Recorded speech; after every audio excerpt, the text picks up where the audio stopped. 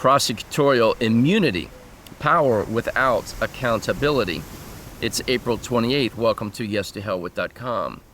Up to this point, we've examined the role of the prosecutor, the incentive structure, charging decisions, withholding evidence, and plea bargaining. Today, we address a question that naturally follows. What happens when prosecutors get it wrong?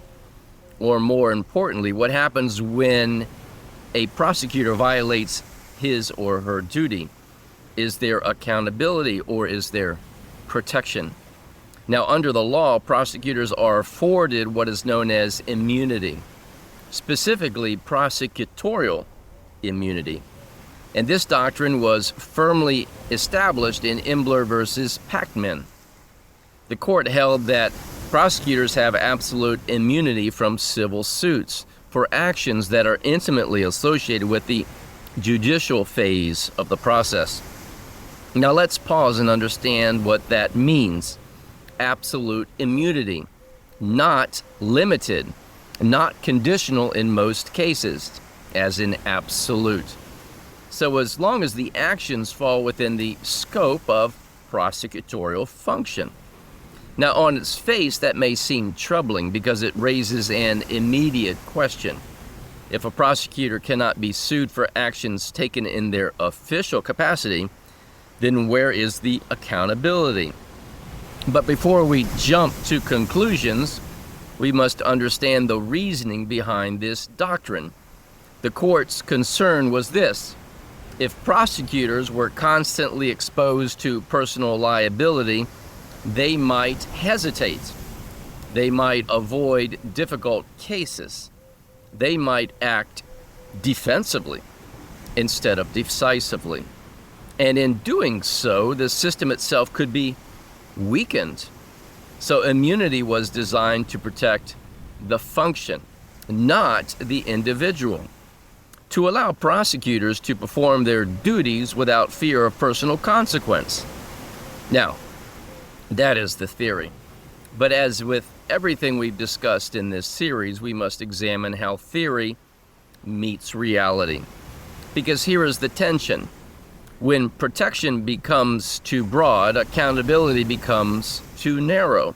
And when accountability is too narrow, the risk of abuse increases. Not necessarily because individuals intend harm, but because the structure allows it. Now bring this into the Liberty Dialogue's framework, because this is where clarity is restored. We return to authority. Authority must be lawful. Authority must be exercised properly. And authority must be subject to limitation. Because if authority is exercised without meaningful consequence for misuse, then it is no longer balanced. It is insulated. Now understand this distinction. Immunity does not mean a prosecutor can do anything they want. It means certain remedies, particularly civil suits, are limited. But that does not eliminate all forms of accountability. There are still appellate review, professional discipline, ethical oversight, and in rare cases, criminal liability. But here is the critical insight. These mechanisms are not always immediate.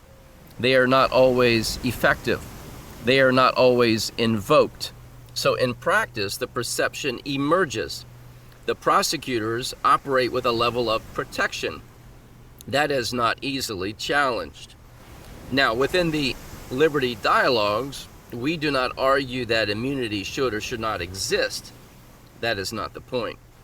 The point is to understand how it functions, where its limits are, and how it affects the structure of a case. Because once you understand that, you stop assuming that misconduct will automatically correct itself. You stop relying on the system to self-regulate in real time, and instead you return to the framework. You test the authority, you examine the jurisdiction, you question the standing, you require proof of obligation. Because those elements do not depend on whether a prosecutor is immune. They depend on whether the case itself is structurally sound. Now here is the key takeaway. Immunity protects the role. It does not validate the actions. And that distinction is critical, because an action can be protected and still be wrong. It can be shielded but still be flawed. And within the Liberty Dialogues context, we do not confuse protection with legitimacy. We test legitimacy independently.